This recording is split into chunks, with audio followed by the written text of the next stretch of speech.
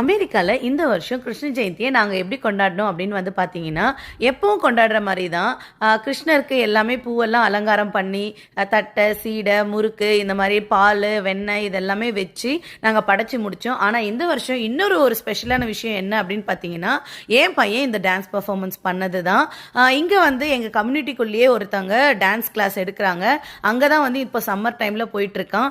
அவங்க இந்த கிருஷ்ண ஜெயந்தி ஸ்பெஷலா ஒரு டான்ஸ் பெர்ஃபார்மன்ஸ் எல்லா பேரண்ட்ஸ் முன்னாடியும் பண்ணலாம் அப்படின்னு சொல்லி தான் இதை வந்து அரேஞ்ச் பண்ணி பண்ணாங்க. இதுதான் வந்து என் பையன் ஃபர்ஸ்ட் டைம் டான்ஸ் பர்ஃபார்மன்ஸ் பண்ணுறது. எங்களுக்கு வந்து ரொம்ப ரொம்ப பிடிச்சிருந்தது. ரொம்ப ஆச்சரியமாகவும் இருந்தது, சந்தோஷமாகவும் இருந்தது. ரொம்ப அழகாக வந்து எல்லா குழந்தைங்களுமே ரொம்ப அழகாக வந்து டான்ஸ் பண்ணாங்க. இதை தாண்டி கிருஷ்ண ஜெயந்தி அப்படின்னாலே எல்லாருக்கும் ஞாபகத்துக்கு வர்றது உரியடி தான். அந்த உரியடியும் வந்து இங்கே பண்ணணும் அப்படின்னு சொல்லி இந்த டான்ஸ் டீச்சரே வந்து பிளான் பண்ணி அவங்களுக்கு வந்து வச்சாங்க. ஸோ குழந்தைங்களாம் ரொம்ப ஆர்வமாக இந்த கேமை வந்து ப்ளே பண்ணாங்க, ரொம்ப என்ஜாய் பண்ணாங்கன்னு தான் சொல்லணும். இந்த வருஷம் எங்களோட கிருஷ்ண ஜெயந்தி ரொம்பவே சூப்பராக போச்சு. என் பையனையும் ரொம்ப அழகாக வந்து ஃபோட்டோஸ்லாம் எடுத்து முடிச்சுட்டு இந்த டேவை வந்து ஃபினிஷ் பண்ணோம். நாங்கள் ரொம்ப ஹாப்பியாக இருந்தோம். தேங்க்ஸ் ஃபார் வாட்சிங்.